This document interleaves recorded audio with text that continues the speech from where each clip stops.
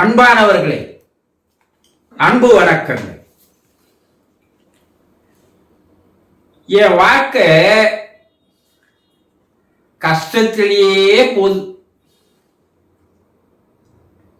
என் வாழ்க்கை துன்பங்கள் அதிகமா நிறைந்ததா இருக்கு. எப்பவும் பிரச்சனைகள்லயே மாட்டி நான் தவித்து வரேன். இதுக்கெல்லாம் ஒரு வழியே இல்லையா? இதுல தான் விடுபட்டு சந்தோஷமா வாழவே முடியாதா என்று ஒருவர் கேள்வி கேட்டு இருக்கிறார். இப்படி நிறைய பேர் இருக்காங்க இல்லையா? யார் சந்தோஷமா ஆனந்தமா நிம்மதியா வாழறாங்க? எல்லாருக்கும் ஏதோ ஒரு பிரச்சனை இருக்கு, எல்லாருக்கும் ஏதோ ஒரு கஷ்டம் இருக்கு, எல்லாருக்கும் ஏதோ ஒரு துன்பங்கள் இருக்கு. பிரச்சனை இல்லாத மனிதர்களும் இல்லை, கவலை இல்லாத மனிதர்களும் இல்லை, துன்பங்கள் இல்லாத மனிதர்களும் இல்லை இல்லையா? நீங்க கூட ஏதோ ஒரு பிரச்சனையோ கவலையோ துன்பமோ கஷ்டமோ இருக்குதானே செய்யுது. ஆனா ஒரு சிலர் மட்டும் சந்தோஷமா இருக்கானே, அவனை பார்த்து பொறாமப்படுறோம், அவனை பார்த்து ஆச்சரியப்படுறோம். எப்படி அவன் மட்டும் எப்போ முகமலர்ச்சியா சிரிச்ச மாதிரியே இருக்கான்? அவனுக்கு கஷ்டன்றது இருக்காதா? கேட்கணும்ல. ஆனா இந்த கவலையா சரி, துன்பமா சரி, கஷ்டமா சரி, பிரச்சனையா சரி, இதற்கெல்லாம் என்ன காரணம் என்பது எப்படா சிந்திச்சு பார்த்திருக்கீங்களா? உடனே என்ன பண்ணுவீங்க? இதுக்கெல்லாம் காரணமே கடவுள் தாங்க சொல்லிடுறீங்க இல்லையா? எளிமையா தப்பிக்கிறதுக்கு என்ன ஒரு வழின்னா, பழியை தூக்கி அவன் மேல போட்டுறது. ஏன்னா அவன் திருப்பி கேட்க மாட்டான் பாரு. இவைக்கெல்லாம் காரணம் நீங்களே தான். நானா? நீங்க கேட்கலாம். நிச்சயமாக 100% நீங்கள் தான்.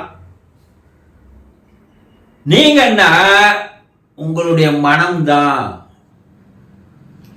மனம்தான் இதையெல்லாம் தேடி கொண்டு வந்து உங்களோடு சேர்த்து வைக்குது. பிரச்சனைகளை உங்க மனம்தான் வெளியே ஓடி போய் தேடி கொண்டு வருது. கஷ்டத்தையும் கவலையும் கூட உங்க மனம்தான் தேடி ஓடி போய் கொண்டு வந்து தருது. எல்லாத்துக்கும் காரணம் உங்களுடைய மனமே. அப்போ அந்த மனம் ஏன் உங்க பேச்சை கேட்காத? அது பாட்டுக்கு எல்லாத்தையும் எடுத்துட்டு வந்து மாட்டி விட்டு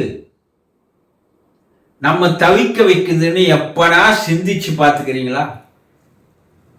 கிடையவே கிடையாது. அந்த மனம் நினைச்சா சந்தோஷத்தை தரும், அமைதியை தரும், ஆனந்தத்தை தரும், நிம்மதியை தரும்.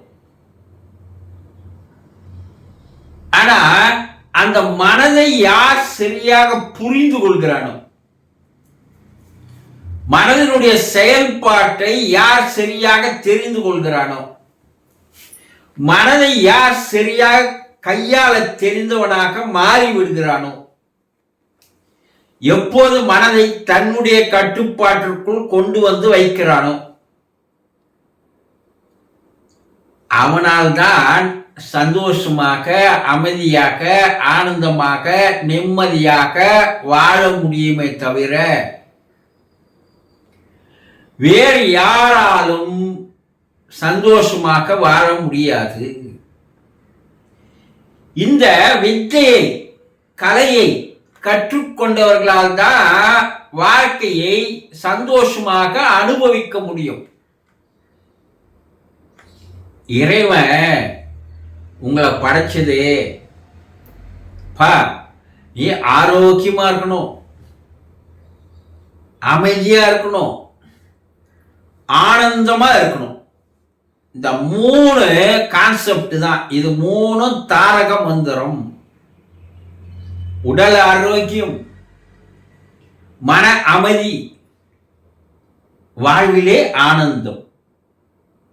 இதுதான் நீ வாழணுமே தவிர இது தெரியாமல், தெரிந்து கொள்ளாமல், ஆர்வம் காட்டாமல், அக்கறை எடுத்துக் கொள்ளாமல் நீ என்ன பண்ற?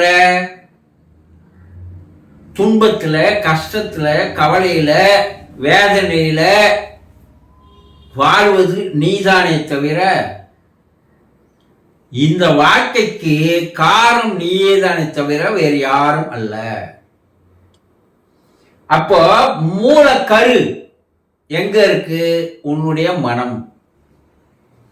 யார் ஒருவர் தன்னுடைய மனதினுடைய செயல்பாட்டை, அதனுடைய குணங்களை தெரிந்து கொள்கிறானோ அவனால் மட்டும்தான் வாழ்க்கையில சந்தோஷமாக வாழ முடியும் என்பதை தெளிவாக தெரிந்து கொள்ளுங்கள்.